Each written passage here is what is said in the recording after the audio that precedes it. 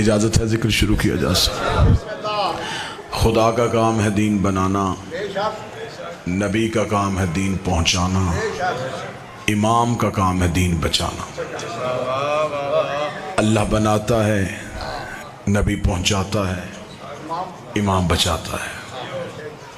इसमें मुश्किल तरीन काम है बचाने वाला। किसी चीज़ की हिफाजत बिल्कुल ऐसे ही करना कि जैसे वो थी वैसे रहे, इसे कहते हैं इमाम का काम। अल्लाह ने दीन बचाने की जिम्मेदारी इमाम को दी है। शिया सुन्नी मुश्तरका बंदे तशरीफ़ फरमाए, बड़ी सादा सादा आसान आसान बातें जो हर जहन तक जा सके। अल्लाह ने दीन बचाने की जिम्मेदारी जब इमाम को दी है तो अल्लाह इमाम भी खुद बनाता है। जो दीन बनाता है वही इमाम बनाता है। ये हो ही नहीं सकता कि दीन अल्लाह बनाए, इमाम बंदे बनाए। बंदों का बनाया अल्लाह के बनाए की हिफाजत नहीं कर सकता। अल्लाह का बनाया अल्लाह के बनाए की हिफाजत करेगा। काम है उम्मत का इमाम को मानना, बनाना नहीं। कोई एक भी सुन्नी बैठा है तो मैं मिंबर पे मजलिस की आगाज़ कर चुका हूँ, इब्तदा हो चुकी है। 14 की इज़्ज़त की कसम खा के मैं मिंबर आले मोहम्मद पे कह रहा हूँ कि मेरी कौम ने 12 बनाए नहीं माने। एक भी हमने यार इनमें से एक भी मुर्शिद अकील शाह जी हमने खुद नहीं बनाया। जैसे मैंने मिंबर पे बावजू बैठ के अपनी कौम के सामने कसम खाई है, कोई भी बंदा ऐसे कसम दे कि उसने भी अपना इमाम मानना है, बनाया नहीं। ये आम मसला नहीं है कि इमाम जिसे मर्जी इमाम बना ले, नहीं। जो बंदा नमाज हाथ बांध के पढ़ता है वो अपनी मर्जी से नहीं पढ़ता, अपने इमाम के कहने पे पढ़ता है। उसने नबी देखा नहीं, उसके इमाम ने उसे बताया कि नबी ऐसे पढ़ते थे, उसने यहाँ हाथ रख लिया। दूसरे के इमाम ने कहा नहीं नहीं नहीं नबी यहाँ हाथ रखते थे, उसने यहाँ रख लिया। एक ने कहा नहीं नबी नाफ के नीचे हाथ रखते थे, उसने यहाँ रख लिया। हमारे इमाम ने बताया कि वो खोल के पढ़ते थे, हमने खोल के पढ़ा। कोई मुश्किल बात एक लम्हे के लिए भी मैंने मजमे से नहीं करनी कि जो मजमे के सर से गुजरे और बंदे मेरी मजलिस के जाने के बाद सोच रहे हों कि पढ़ने वाला क्या पढ़ के गया और हमने सुना क्या है। मजलिस बोलने का नाम नहीं, मजलिस समझने का नाम है। एक बंदे ने बात समझ ली तो मैं समझूंगा मेरे आने का, तुम्हारे बैठने का मकसद पूरा हो गया। 1400 साल हो गए, बंदे अभी तक इसी बहस में उलझे हुए हैं। तेरी नमाज गलत है, मेरी नमाज ठीक है, तेरा वजू गलत है, मेरा वजू ठीक है। ये सारी बातें बाद में करना, पहले ये पता करो इमाम किसका ठीक है।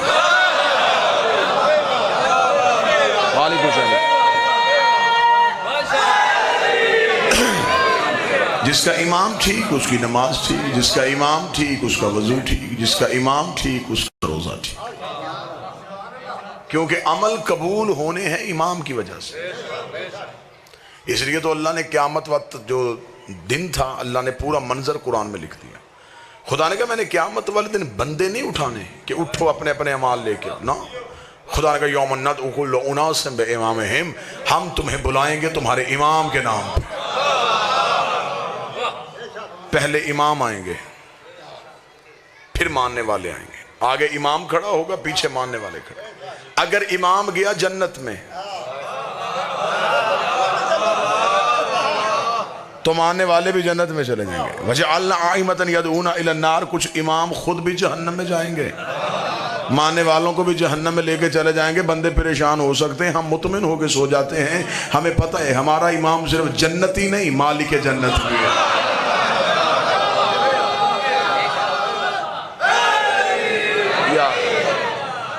जन्नत मिलनी है इमाम की वजह से, क्योंकि इमाम अच्छा होगा तो मानने वाले पार हो सकते हैं। सादा ज़हन बैठे हैं, बात बड़ी आसान कर देता हूं। मुरीद गुनहगार हो गुजारा हो जाता है, पीर गुनहगार नहीं होना चाहिए, रहबर अच्छा होना चाहिए। वो काफिले लुट जाते हैं जिनका मीरे कारवाई अच्छा ना हो। हम दुनिया के सामने सीना चौड़ा करके कह सकते हैं हम गुनहगार से, इमाम तो पाक है।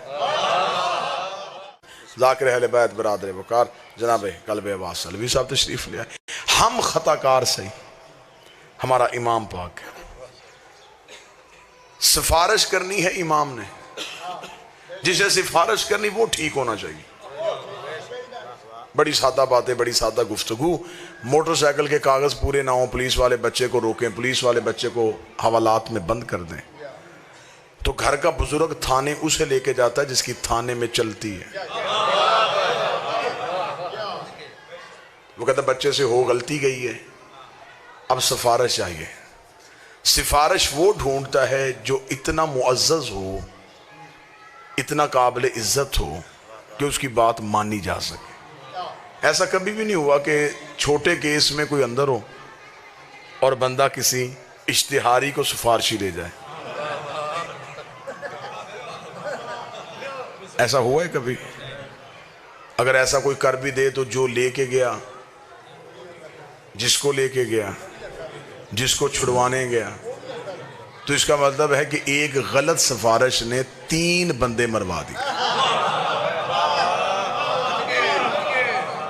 اللہ نے اتنی عقل دی ہے کہ تھانے میں اللہ کی عدالت میں، توجہ میری طرف رکھیے، میں انتہائی سنجیدہ گفتگو آپ سے کر رہا ہوں. اللہ نے اتنی عقل دی ہے کہ آپ نے تھانے اسے لے کے جانا جس کی تھانے میں چلتی ہے. اللہ کی عدالت میں اسے لے کے جا جس کی اللہ کی عدالت میں چلتی ہے. وحد گھر تیرے نبی کا گھر ایسا ہے جسے اللہ نے شفاعت کا تاج پہنایا. فرشتے گنہگار کو پکڑ کے جہنم لے کے جا رہے ہوں، یہ ہاتھ چھڑوا کے لا سکتے، چھوڑ ہمارا ہے. سفارش صرف انہی کی چلتی ہے. جس نے ان کی سفارش دیکھنی ہو، انہوں نے ایک رات میں حر کو علیہ السلام کر دیا تھا. امام بہتر ہونا چاہیے، امام اچھا ہونا چاہیے، امام ایسا ہونا چاہیے جس کی وجہ سے ماننے والا بھی کامیاب ہو سکے. اس لیے خدا نے ایک سوال قبر میں رکھا ہے، ایک قیامت میں رکھا ہے. چند سوال فرشتوں نے قبر میں پوچھنے، کچھ قیامت والے دن پوچھنے. اعمال جتنے بھی ہیں ان کے سوال قیامت کو ہونے، نماز، روزہ، حج، زکوٰۃ، یہ سارے سوال قیامت میں. قبر میں ایک بھی عمل کا ثواب نہیں ہونا، کوئی عمل کا سوال نہیں ہوگا. تیری نمازیں کتنی تھی، تیرے حج کتنے تھے، تو نے روزے کتنے رکھے. قبر میں پوچھا جائے گا عقیدہ، من ربوں کا، تیرا رب کون ہے، من نبیوں کا، تیرا نبی کون ہے، من کتابوں کا، تیری کتاب کیا ہے، من قبلتوں کا، تیرا قبلہ کیا ہے، من اماموں کا، تیرا امام کون ہے. اگر تو قبر میں امام والا جواب ٹھیک ہوا تو پھر قیامت والے دن نمازیں دیکھی جانی ہیں.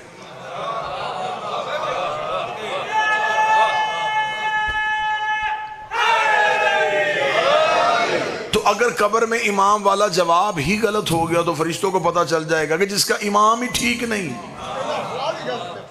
تو پھر نمازیں تو امام کی وجہ سے پڑھی ہیں نا. تو اس لیے تو امام والا جواب قبر میں پوچھ لینا ہے. اس لیے تو ہم اپنے مرنے والے کو مرنے کے بعد بھی نہیں چھوڑتے. ہم اسے قبر میں لٹا کے ایک بندہ لحد میں اتارتے ہیں اور اسے کہتے ہیں اس کے کاندھے پکڑ. وہ کاندھے پکڑتا ہے اور مولوی قبر کے سرحانے بیٹھ کے اسمع افہم سن سمجھ، تو اسی عقیدے پہ ہم سے جدا ہو رہا ہے. تو اللہ کو رب کہتا تھا، محمد کو نبی کہتا تھا، قرآن کو کتاب کہتا تھا، کعبے کو اپنا قبلہ مانتا تھا. اور تھوڑی دیر بعد تیری قبر میں 2 فرشتے آئیں گے، وہ تجھ سے تیرے امام کے بارے میں سوال کریں گے. گھبرانا نہ، بول کے جواب دینا، علی میرا امام، حسن میرا امام، حسین میرا امام، سجاد میرا امام. اس مولوی کا گریبان پکڑ کے پوچھنا، زندگی میں ایک ہی گواہی نہیں دینے دے رہا تھا، قبر میں 12 کی کیوں دلوا رہا؟ جہنم میں جائے، ہو ہی نہیں سکتا.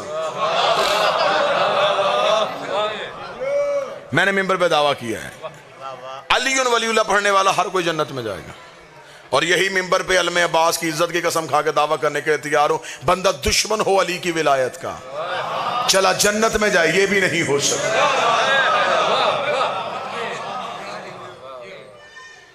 ہاں آگے علی ولی اللہ کی وجہ سے جنت مل جائے گی. آگے پھر جنت کے درجے ہیں. جنت بھی ایک نہیں ہے، جنت کے درجے ہیں. 7 جنتیں ہیں معصوم کہتے ہیں. معصوم فرماتے 7 جہنمیں ہیں. اللہ نے جنتیں بھی 7 رکھی ہیں، دوزخیں بھی 7 رکھی. معصوم فرماتے جو سب سے اعلیٰ جنت ہے نا اسے خلد بری کہتے ہیں. یہ جناب سیدہ نے مخصوص کی ہوئی ہے۔ سائل نے ہاتھ باندھ کے پوچھا تھا مولا اس جنت میں جانے کے لیے کیا چاہیے؟ اس جنت میں تو صرف نبی اور مرسل جائیں گے، ہم جیسا اس جنت میں کہاں جا سکتے جو اتنی اعلیٰ ہے؟ امام نے فرمایا نہیں، اس جنت میں جانے کے لیے ایک ہی شرط ہے، حسین کا عزادار ہو۔ شبیر کا عزادار ہے تو خلد بری میں جائے گا۔ اور مولا جہنموں میں سب سے خطرناک جہنم کیا ہے؟ امام نے فرمایا حاویہ اس کا نام ہے، گہری ترین دوزخ ہے، بھڑکتے ہوئے شعلے ہیں، اتنی خطرناک ہے کہ اللہ قرآن میں کہتا ہے کہ حاویہ سے پناہ مانگو۔ تمہیں پتہ ہی نہیں کہ حاویہ کیا ہے۔ بندے نے جعفر صادق سے پوچھا مولا یہ حاویہ جہنم کن لوگوں کے لیے بنائی گئی ہے، ان کا گناہ کیا ہے؟ فرمایا ایک ہی گناہ ہے، ہمارے دادے علی کی ولایت سے دشمن ہے۔ صرف علی ولی اللہ کا دشمن جو ہے وہ چلا جائے گا حاویہ میں، اور حسین کا عزادار جائے گا خلد بری میں۔ ایک بندے نے کوفے میں آ کے مولا علی کے قدموں میں گر کے پوچھا، اسے کہا یا علی یہاں آپ سے محبت ہے تو یہاں آپ ہر مشکل میں ہماری مدد کرتے ہیں، جیسے یہاں کرتے ہیں وہاں بھی کریں گے؟ قیامت والے میدان میں ہماری مدد آپ کر لیں گے؟ وہاں تو کوئی کسی کو نہیں پہچانے گا۔ جو علی نے جواب دیا جواب سننا، علی مسکرا کے فرماتے جہاں اعمال تلنے ہیں وہاں علی تمہارا انتظار کرے گا۔ تم میرا انتظار نہیں کرو گے، تم میرا انتظار نہیں کرو گے، میں تمہارا انتظار کروں گا۔ اس نے کہا مولا اگر وہاں تک پہنچ گئے تو وہاں اتنا رش، نفسا نفسی کا عالم، پیاس سے زبان حلق سے باہر، اولاد بچوں کو نہیں پہچانے گی، بچے ماں باپ کو نہیں پہچانیں گے، اتنے نفسا نفسی کے عالم میں اگر ہم وہاں پہنچ بھی گئے تو یا علی کوئی نشانی بتائیے، آپ تخت پہ ہوں گے، آپ تاج پہنے ہوں گے، آپ پردے کے پیچھے ہوں گے، آپ دائیں کھڑے ہوں گے، آپ بائیں کھڑے ہوں گے، کوئی نشانی بتائیں جہاں ہم پہنچے اور وہاں سامنے آپ بیٹھے ہوں۔ علی مسکرائے، مسکرا کے فرماتے ہیں ڈھونڈنے کی ضرورت ہی نہیں پڑے گی، انا صاحب المیزان، ترازو ہی علی کے ہاتھ میں ہوگا، تول ہی علی رہا ہوگا۔ اسے کہا یا علی اگر آپ تول رہے ہوں گے تو اگر ہمارے گناہ زیادہ ہو گئے تو آپ عدل دیکھیں گے یا ہماری محبت دیکھیں گے؟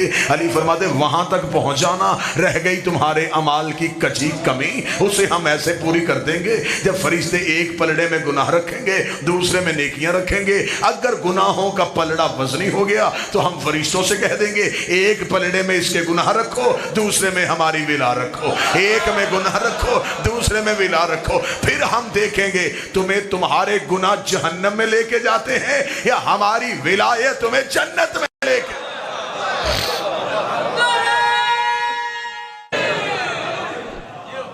جنت ملے گی اچھے امام کی وجہ سے۔ دنیا میں تمہارا کام امام بنانا نہیں، امام ماننا ہے۔ مذہب اہل بیت میں 12 ہیں، 12 کے 12 طیب، 12 کے 12 طاہر، 12 کے 12 سید، 12 کے 12 پاک، 12 نبی کی اولاد، 12 کے 12 وارث قرآن۔ جو پہلے نے حلال کیا وہ 12ویں تک حلال، جو پہلے نے حرام کیا وہ 12ویں تک حرام۔ 12 کے مقابلے میں دنیا نے جتنے مانے غیر سید، نہ اولاد رسول، ایک نے حلال کیا دوسرے نے حرام کہہ دیا، ایک نے واجب کہا دوسرے نے مستحب کہہ دیا۔ یہاں 12 کے قول فعل میں کوئی تضاد نہیں آیا۔ ہمیں فخر ہے دنیا کے پاس جتنے امام ہیں وہ میرے امام کے نوکر ہیں۔ میں لفظ تبدیل کرتا ہوں، لوگوں کے پیر ہمارے پیر بھائی ہیں۔ میرے اہل سنت بھائیوں کے ہاں سب سے جو مشہور ترین امام ہے وہ امام ابو حنیفہ نعمان بن ثابت۔ جو حنفی ہیں وہ امام ابو حنیفہ کی پیروی کرتے ہیں، ان کے امام ہیں، ان کے یہاں قابل عزت ہیں۔ لیکن اگر مذہب اہل بیت کے دروازے میں آؤ گے تو وہی ابو حنیفہ میں سنی کتابوں سے دکھاؤں گا، وہ کہہ رہا اگر میں 2 سال جعفر صادق کی شاگردی نہ کرتا تو میں جہالت کی موت مر جاتا۔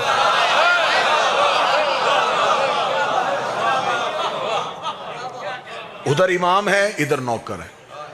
آؤ دوسرے امام کی طرف چلتے۔ دوسرے امام ہیں ان کے امام شافعی، اس نے تو حد ہی کر دی، اس نے تو انتہائی کر دی، ایسا جملہ کہہ دیا کہ آج تک عقلیں شجدر ہیں۔ امام شافعی نے کہا ماتا شافعی لیسا یدری علی ربہ ام ربہ اللہ، شافعی مر گیا مگر پہچان ہی نہیں سکا علی اللہ ہے یا اللہ علی ہے۔ آئیں ایک امام کا نام لیتے آئیں، یوں انبار لگاؤں میں ان اماموں کے۔ تیسرے امام ہیں ان کے احمد بن حنبل ان کا نام ہے، ان کے ماننے والے حنبلی کہلاتے ہیں۔ امام احمد بن حنبل سے ان کے بیٹے نے پوچھا بابا مجھے رتبوں کے اعتبار سے صحابہ کے نام لکھوا. انہیں 3 صحابہ کا نام لکھوا کے علی کا چھوڑ کے باقی نام لکھوانے شروع کر دی.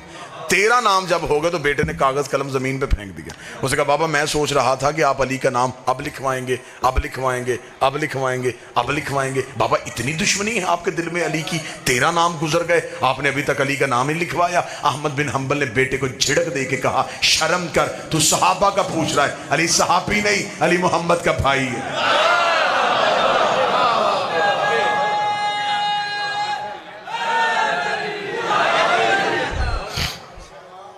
اگلے امام ہے امام مالک, اور امام مالک جو ہے امام مالک نے تو ساری پیروی جعفر صادق کی کی. آج بھی سعودی عرب میں جتنے مالکی ہیں وہ ہاتھ کھول کے نماز پڑھتے ہیں. وہ کہتا ہے کہ میں تو امام جعفر صادق کی فقہ کی پیروی کرتا ہوں. اس کا مطلب ادھر امام ہے ادھر نوکر ہے. صحابی جنت میں جا سکتا ہے لیکن نہیں جا سکتا. صحابی کوثر پی سکتا ہے, توجہ آپ میری طرف رکھیں گے پوری, پلا نہیں سکتا. ہماری مجبوری ہے, ہمیں جانے والا نہیں چاہیے, ہمیں لے کے جانے والا چاہیے. آپ ذہن مجلس میں لے کے آئیں تو میں بات آپ سے کروں. اب جتنے بھی امام ہیں یہ وہ امام ہیں جتنے مذہب جعفریہ کے علاوہ لوگوں کے پاس امام ہیں. میں منبر پہ بیٹھ کے قرآن پہ ہاتھ رکھ کے اعلان کریں, ان اماموں میں سے کسی ایک نے بھی نبی کو نہیں دیکھا. اگر آپ مجھ سے تاریخیں پوچھیں گے میں تاریخیں بتا دوں گا. ایک 75 سال بعد آیا, ایک 85 سال بعد آیا, ایک 95 سال بعد آیا, ایک 120 سال بعد آیا. اب جو 75 سال بعد آیا انہیں کیا پتا کہ نبی نماز کیسے پڑھتے تھے, انہیں کیا پتا نبی روزہ کس وقت کھولتے تھے, انہیں کیا پتا کہ نبی کا طریقہ کار کیا تھا. اگر آپ کہیں گے کہ آپ شیعہ پھر بتائیں آپ نے جن سے لیا ہے, تو ہم بتا دیتے ہیں ہم نے علی سے دین لیا ہے. اس نے آنکھ کھولی نبی کی گود تھی, نبی نے آنکھ بند کی علی کی گود تھی. ہم نے مذہب حسن سے لیا جو نبی کی گود میں رہتے تھے, ہم نے دین حسین سے لیا جو نبی کے کاندھوں پہ بیٹھتے تھے. 3 طرح کے طریقے ہیں دین لینے کے لیے. موضوع پسند ہے یا نہیں پسند ہے؟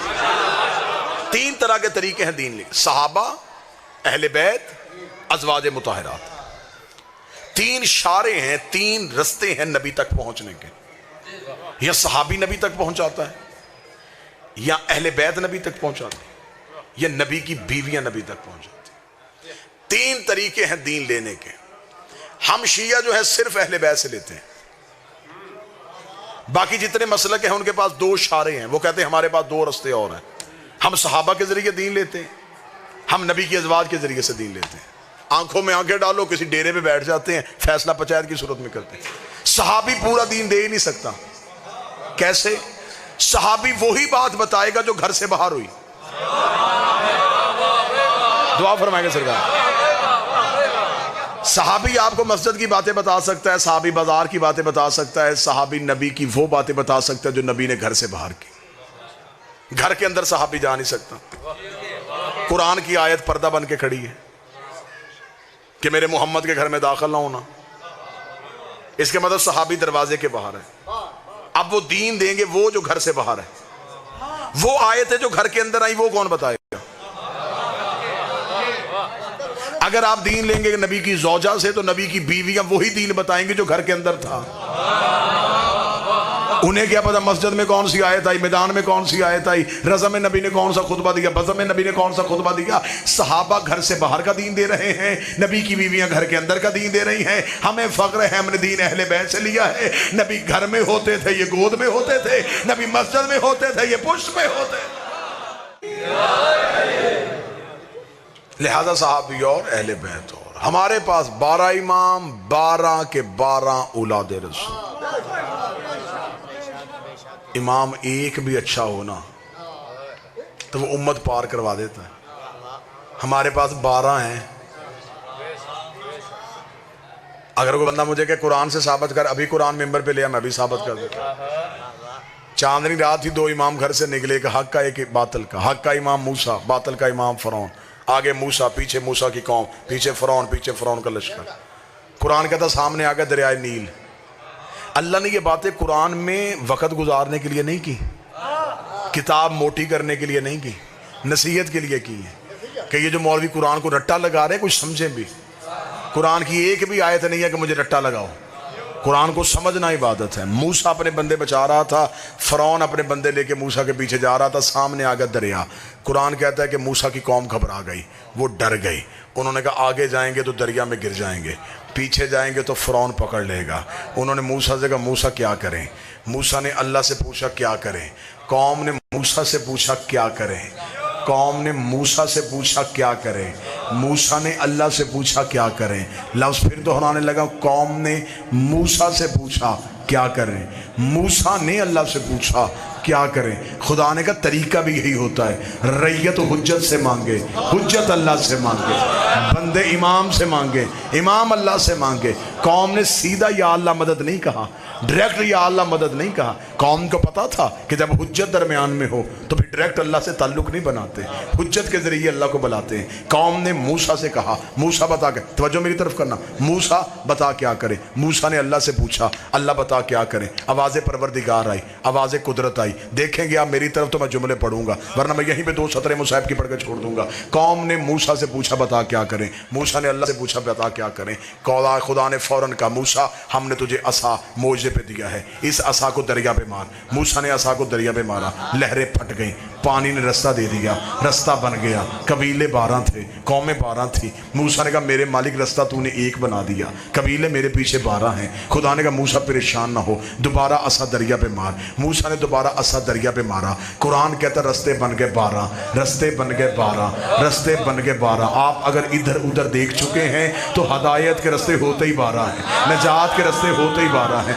मूसा ने अपनी कौम पार करवा दी, मूसा कौम पार लेके चला गया। कुरान मेरे सर पे रख, अल्लाह ने एक मासूम को इतनी ताकत दी है कि वो 12 कौमें पार करवा देता है। 12 मासूमों में इतनी ताकत नहीं कि वो एक कौम को पार कर।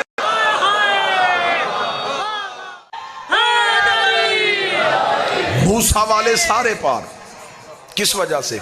अमलों की वजह से, इमाम की वजह से। या तो मुझे कोई मौलवी साबित करे कि अल्लाह ने मूसा के बंदे अमल देख के दरिया से गुजारे थे, कि एक फरिश्ता दरिया के बाहर खड़ा हो गया था, ना ना ना पहले अमाल दिखाओ फिर बचाऊंगा। नहीं, उन्होंने कहा सारे गुजारो, इमाम अच्छा है।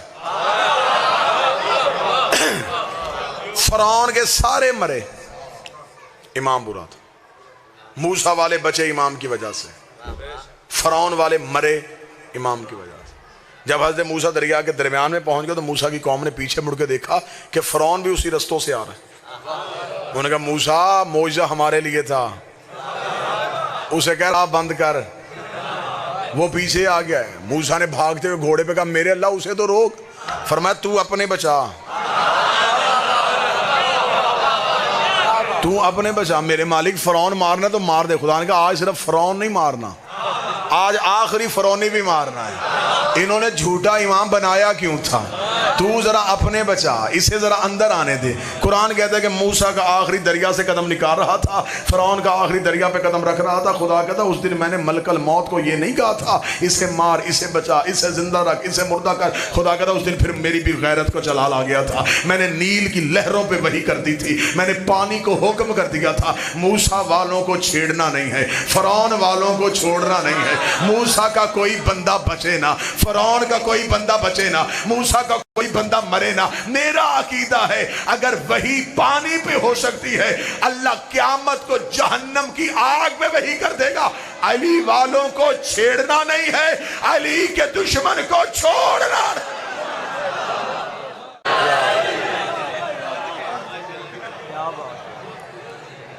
बड़ा बेचैन मलंग है। सैयदा कौनैन अपनी हिफ्ज़ अमान में रखे, इमाम अच्छा होना चाहिए। हमें फ़ख्र है कि हमारा इमाम अच्छा है। सिर्फ अच्छा ही नहीं, मालिक है।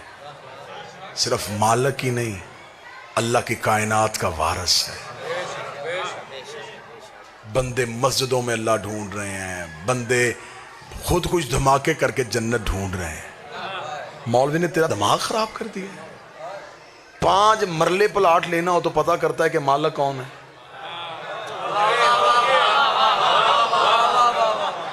बंदे को जगह पसंद आ जाए और बंदा घर देखने के लिए जाए, दरवाजे पे दस्तक दे और कल्बवास अंदर से ایک بوڑھا بندہ باہر نکلے, بندہ کہے جی میں یہ گھر خریدنا چاہتا ہوں. عقیل شاہ جی وہ کہے کہ میں بیچ دیتا ہوں. بندہ کہے جی تو مالک ہے؟ وہ کہے نہیں میں مالک کا سسر ہوں.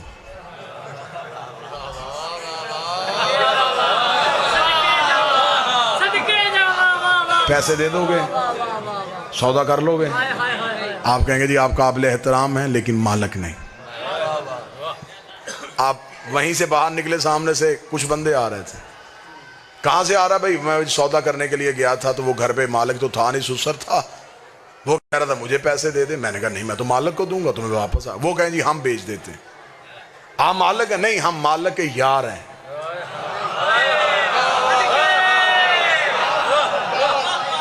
یاروں کو پیسے دیے, سسر کو پیسے دیے, سالے کو پیسے دیے, مالک کو دیے نا. تو اللہ نے اتنی عقل دی ہے کہ 5 مرلے کے لیے مالک ڈھونڈتا ہے. ساری زندگی جنت ڈھونڈتا رہا اور مولوی سے پوچھا ہی نہیں کہ جنت کا مالک کون ہے. مالک کے پاس جا.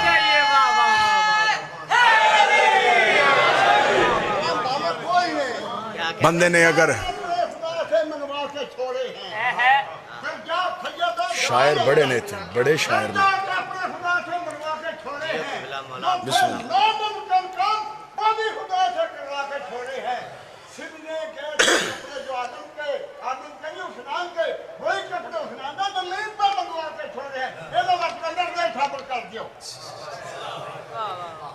متوجہ ہیں صاحبان؟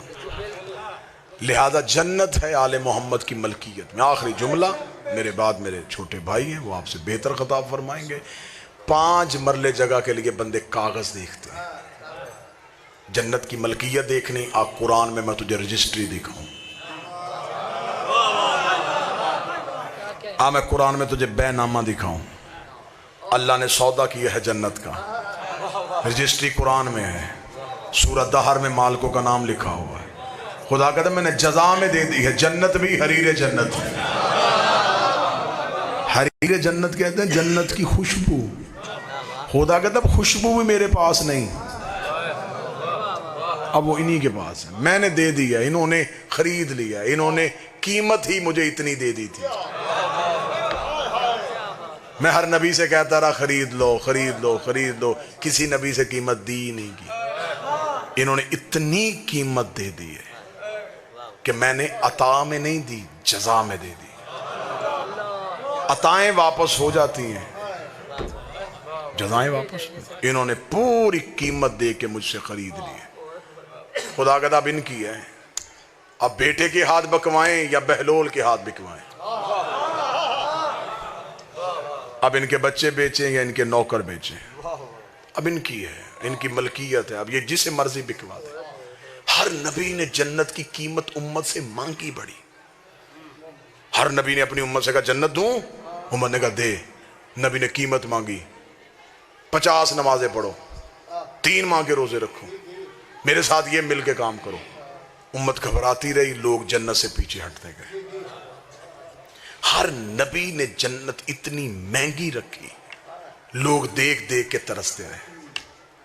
حسین کے دروازے پہ حسین نے اتنی سستی کی, اتنی سستی کی, جسے بندے سجدوں میں ڈھونڈ رہے تھے حسین نے ایک آنسو میں رکھ دیا. وہاں نبی کہہ رہے تھے سجدے دو جنت لو, نمازیں دو جنت لو, سر دو جنت لو. حسین نے کہا کچھ بھی نہ دے, ایک آنسو دے, لے مجھ سے جنت. اب اگلی سطر کہوں گا, کوئی ہائے کہہ دے گا تو اس کی مہربانی ہے. حسین نے لی مہنگی, بیچی سستی.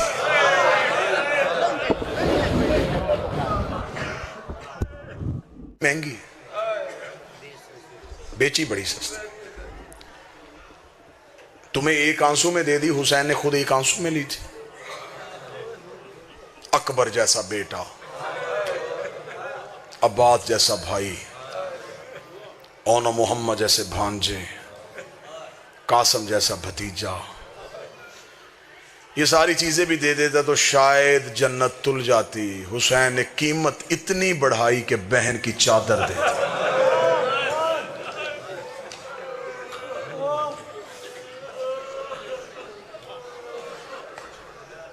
بیٹی کے در دے دیے۔ اللہ مان، اکثر بندے کہتے ہیں کہ حسین کا محرم ختم ہو گیا، زینب کا محرم شروع ہو گیا۔ میں نے زندگی میں یہ جملہ نہیں پڑھا۔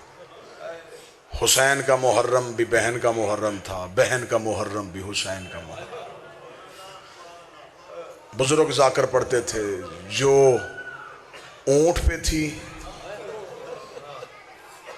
وہ کم مشکل میں تھی، اور جو نیزے کی نوک پہ تھا وہ زیادہ مشکل میں تھا۔ بہت بڑی مشکل ہوتی ہے اس بہن کو ننگے سر دیکھنا جو زندگی میں کبھی بھائی کے سامنے نہ آئی۔ بھائی کربلا میں سو گیا، بہن کربلا میں خیمے سے اٹھی، جلے ہوئے خیمے کی راکھ سے علی کی بیٹی نے اپنا پہلا قدم باہر نکالا۔ تاریخ انسانیت حیران رہ گئی۔ بی بی کربل سے چلی کوفہ آئی، کوفہ سے چلی شام آئی، 72 بازاروں سے گزری، 144 گلیوں میں کھڑی رہی، 288 موڑوں پہ پتھر کھائے، 21 بار دربار میں پیش ہوئی، بغیر چھت والے زندان میں رہی، شام سے پھر مدینے آ گئی، قید ہو کے پھر شام آ گئی، 6666 میل ننگے پاؤں ننگے سر سفر کر کے 15 رجب کو شام کی پہاڑی پہ آ کے رو کے کہتی، میرے اللہ اب زینب تھک گئی، تیرا دین بچ گیا، میری نسل چلی گئی، تیرا کلمہ بچ گیا، میرا نمازی چلا گیا۔ کربلا کے بعد جو پہلی منزل سیدوں پہ آئی وہ کوفہ تھی۔ علی کی بیٹی سے شام میں ایک عورت نے پوچھا تھا، بی بی سب سے زیادہ ظلم کہاں ہوا؟ فرمایا شام میں۔ بی بی سب سے زیادہ مصیبت کہاں آئی؟ فرمایا شام۔ بعض اوقات بندے کہتے ہیں جی ذاکر بڑا سخت مصائب پڑ گیا۔ مصائب ہے ہی سخت، مصائب نرم ہوتا تو سجاد کا جگر پھٹتا۔ مجھے نہیں پتا کہ کون کیا پڑھتا ہے، لیکن مجھے علی کی عزت کی قسم جب کتابوں سے روایت پڑھتے ہیں تو کئی بار سوچتے ہیں کہ یہ روایت منبر پہ کیسے پڑھیں گے۔ سامنے نرم دل لوگ بیٹھے ہوتے ہیں، سامنے سید بیٹھے ہوتے ہیں، یہ روایت کیسے پڑھیں گے؟ پھر انہیں لفظوں کے غلاف چڑھاتے ہیں، اشاروں کی زبان میں منتقل کرتے ہیں، بدل بدل کے روایت آپ کو سناتے ہیں، تو پھر آپ اتنا روتے ہیں۔ آپ کو صرف ذاکروں نے اتنا سنایا کہ شام میں پتھروں کی بارش ہوئی، میری قوم نے رو رو کے برا حال کر لیا، میرے سر پہ عباس کا علم رکھ۔ صرف پتھروں کی بارش نہیں، شام کی عورتوں نے کھولتا ہوا پانی علی کی بیٹیوں میں پھینکا، جس کے ہاتھ میں برتن تھا اس نے برتن پھینک دیا، جس کے ہاتھ میں گرم پانی تھا اس نے ابلتا ہوا پانی پھینک دیا۔ خود مولا سجاد کہتے ہیں جب بازار شام عبور کیا، دیوار کے ساتھ لگ کے کھڑی ہوئی علی کی بہویں، سجاد کہتا میں پہچان ہی نہیں سکا ان میں اکبر کی ماں کون ہے، اصغر کی ماں کون ہے، قاسم کی۔ بازار شام تو پڑھا ہی نہیں گیا، بازار شام پڑھے وہ جس نے پڑھنے کے بعد مر جانا ہو، بازار شام سنے وہ جس نے سننے کے بعد مر جانا۔ خبر ہی نہیں کہ شام میں کتنا ظلم ہوا۔ بی بی نے کہا سب سے زیادہ ظلم شام میں ہوا۔ عورت نے پوچھا بی بی سب سے زیادہ مصیبت؟ فرمایا شام میں۔ عورت نے سوال بدلا، اس نے کہا بی بی سب سے زیادہ تکلیف کہاں ہوئی؟ علی کی بیٹی نے کہا کوفے میں۔ اس نے کہا بی بی ظلم شام میں، تکلیف کوفے میں کیوں؟ سید بیٹھے ہو تم پہ واجب ہے ہائے کرنا، امتی ہو تو سر جھکا لینا، نہ آنسو آ سکے سر جھکانا بی بی کی غربت پہ۔ بی بی رو کے کہتی سب سے زیادہ تکلیف کوفے میں اس لیے ہوئی، شام والیوں کو نہیں پتا تھا میں کون ہوں، کوفے کی ہر عورت کو پتا تھا میں علی کی بیٹی ہوں۔ شام کی عورتوں نے مجھے باغی کی بہن سمجھ کے مارا، کوفے کی عورتوں نے مجھے علی کی بیٹی سمجھ کے مارا۔ کوفے میں تو ان عورتوں نے مجھے پتھر مارے جو مجھ سے قرآن پڑھتی رہے۔ مصیبت اور مشکل کوفے میں بھی بڑی آئی۔ بی بی کا اونٹ کوفے کا صدر دروازے پہ گیا، پہلا بازار کوفے کا آیا، یہاں علی کی بیٹی روئی، رو کہتی سجاد جی اماں، ظالم سے کہا میں اس بازار سے نہیں گزروں گی۔ مولا سجاد کی آواز ہے اماں کیا مجبوری ہے؟ رو کہتی سجاد کیسے گزروں، اس گلی میں حبیب کا گھر ہے، اور دعا کیا کرو کسی نوکر کے گھر کے سامنے سے کوئی سردار اجڑ کے نہ گزرے، اس گلی میں حبیب کا گھر ہے۔ اماں حبیب تو کربلا میں مارا گیا، سجاد حبیب کا بیٹا مکان کی چھت پہ کھڑا ہے، میں اس کے سامنے بغیر چادر کے گزروں؟ مولا سجاد نے ظالم سے کہا کمینہ بازار بدل، اس نے کہا ہمیں رستہ بدلنے کا حکم نہیں، ہم نے اسی بازار سے گزرنا ہے۔ علی کی بیٹی کی رو کے آواز سجاد اس سے کہ اگر اسی بازار سے گزرنا ہے تو ایک کام کر، میرا اونٹ حبیب کے مکان کی چھت کے قریب کر۔ سجاد رو کہتے اماں پہلے کہہ رہی تھی گزروں گی کیسے، اب مکان کی چھت کے قریب کیوں جا رہی ہے؟ رو کہتی آ تو گئی ہوں، اس کے بیٹے کو باپ کا پرسہ تو دے لوں۔ او بی بی تیری غربت کے صدقے تیرے 9 مارے گئے، تجھے رونے کوئی نہیں آیا، تیرے گھر سے 72 جنازے نکلے، تجھے پرسہ دینے کوئی نہ آیا۔ رو کے کہتی میرا اونٹ کر حبیب کے مکان کی چھت کے قریب، میں حبیب کے بیٹے کو حبیب کا پرسہ دوں۔ بی بی کا اونٹ مکان کی چھت کے قریب ہے، زیادہ سے زیادہ 1.5 منٹ سلام، رو سکو رونا، چیخ مار سکو چیخ مارنا، ہائے کہہ سکو ہائے کہہ۔ جب بی بی کا اونٹ حبیب کے مکان کی چھت کے قریب آیا، حبیب کا بچہ چھت پہ کھڑا تھا، بی بی دیکھ کے کہتی ہو بچہ قیدیوں کا تماشا دیکھ۔ بچہ آنکھوں پہ ہاتھ رکھ کے کہتا مجھے منع کیا ہے میرے بابے نے، اب قیدیوں کا تماشا نہیں دیکھتا۔ بی بی کی آواز چھت پہ کیوں کھڑا ہے؟ رو کے کہنے لگا میں تو عراق کی طرف منہ کر کے کھڑا ہوں۔ بی بی رو کہتی تیرا عراق میں کون آیا ہے؟ رو کے کہتا وہاں میرا مولا آیا ہوا ہے، میرا بابا مولا سے ملنے کے لیے گیا ہے، میرے بابا کو میرے مولا کا خط آیا تھا، میں روز چھت پہ کھڑا ہو کے اپنے بابے کا راہ دیکھتا، کہیں دور سے میرا بابا آتا ہوں۔ اتنا کہنا تھا، بی بی تڑپی، بی بی کہتی یا بنیا علیہ، او بیٹا قریب آ۔ بی بی نے اتنا کہا بچہ ہٹنا شروع ہو گیا۔ جب بچہ چند قدم پیچھے ہٹا، بی بی نے رو کے کہا میں بلا رہی ہوں تو آ کیوں نہیں رہا؟ اس نے جو جواب دیا بندہ پڑھے علی ولی اللہ جگر نہ پھٹ جائے۔ بی بی نے کہا میں بلا رہی ہوں تو آ کیوں نہیں رہا؟ بچہ رو کہتا بی بی میں نے پہلی بار کوئی عورت قیدی دیکھی ہے، میں نے آج تک کوفے میں مردوں کے ہاتھ بدے دیکھے تھے، اللہ جانے تیرے ہاتھ چھڑوانے والے کہاں چلے گئے اور تیرے ہاتھ کی جرم میں باندھے۔ بی بی رو کے کہتی میرا جرم بعد میں پوچھنا، پہلے جلدی کر، اپنی ماں کو کہہ چھت پہ تجھے قیدن بلا رہی ہے۔ حبیب کے بیٹے کے چہرے پہ سرخی آئی، دیکھتا بی بی میں اپنے بابے کے بعد گھر کی غیرت کا وارث ہوں، میری ماں کبھی بھی مکان کی چھت پہ نہیں آئی، وہ علی کی بیٹی کی کنیز ہے، وہ زینب سے قرآن پڑھتی رہی ہے۔ اتنا جملہ کہنا تھا، حبیب کے سر نے پرواز کیا، مکان کی چھت پہ آیا، آواز آئی ماں کو کہے آگ لگا برکے کو، دروازے پہ علی کی بیٹی کھڑی ہے، دروازے پہ محمد کی بیٹیاں۔